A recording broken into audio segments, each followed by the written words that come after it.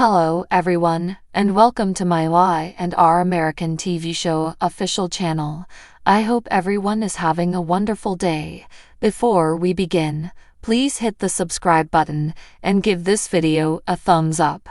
Sharon is still hurting over the killing and dumping of Heather Stevens, but a pit stop at Cassie's cemetery site put everything into perspective for her. Or did it?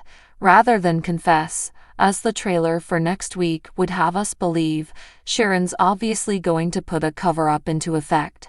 But Young and Restless has another twist in store that will push it sky high, as something awful comes to light.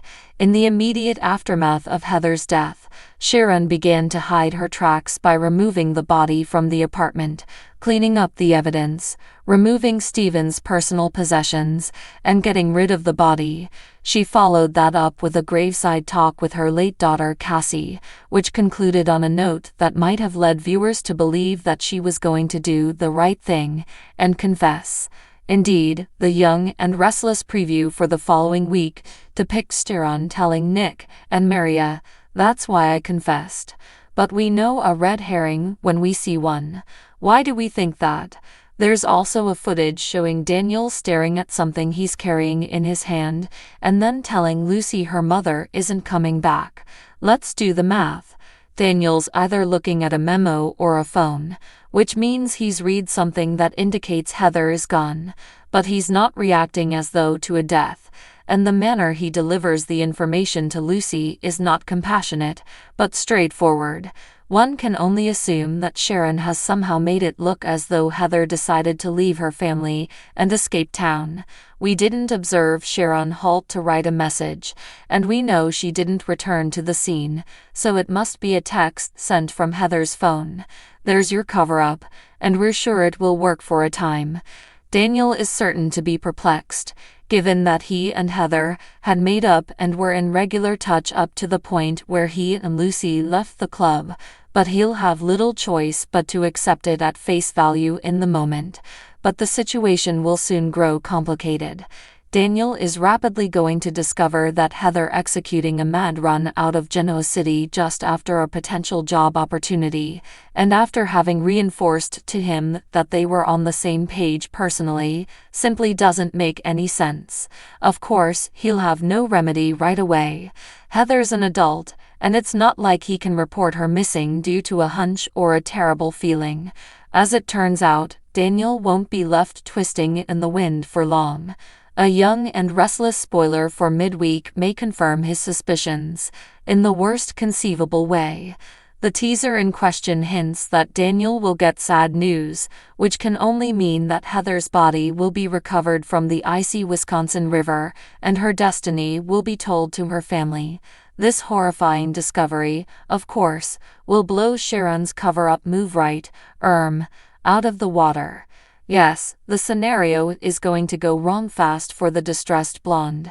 While Heather may have sent a text, which could lead Daniel to assume that she did so before committing herself, the facts will soon indicate otherwise. Heather could not have wrapped herself up in a blanket.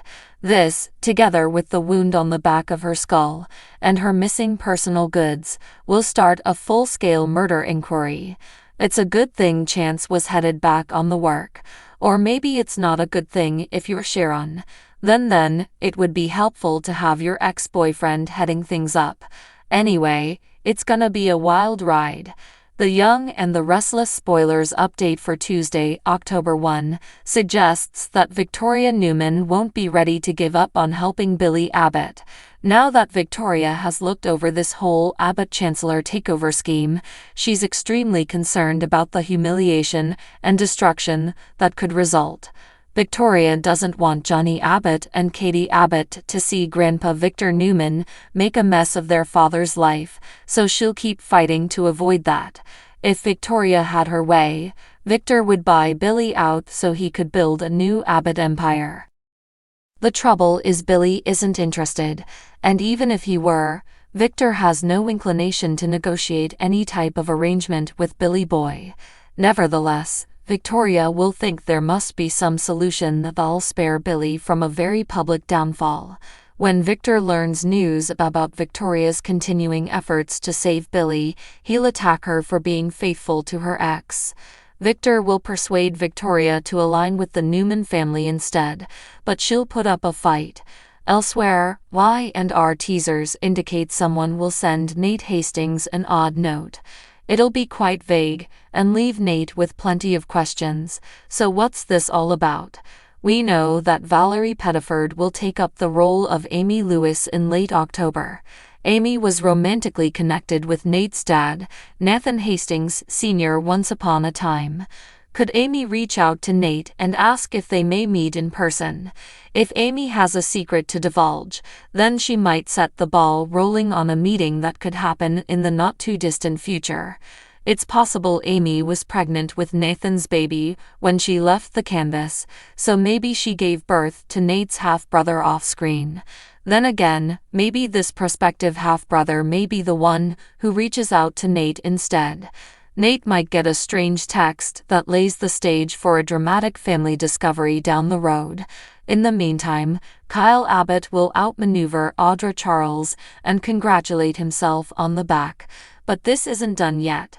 Audra will be even more driven to get retribution on Kyle once he pulls off another dirty plan.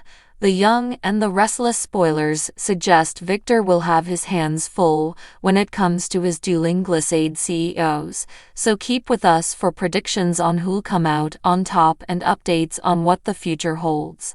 The Young and the Restless spoilers and updates reveal Sharon Newman is battling with enormous guilt following a catastrophic encounter with Heather Stevens. Convinced that she may have caused Heather's death, Sharon is racked by ambiguity, as a blackout during the incident leaves her questioning her own culpability. It would have been fairly simple for Sharon to accidentally cause Heather's death by shoving her into anything during a time of commotion.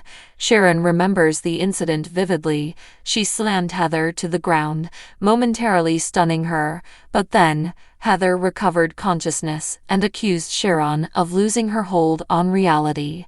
Shortly after that, Sharon lost consciousness herself, only to recover and discover Heather lifeless, suffering from a severe head injury.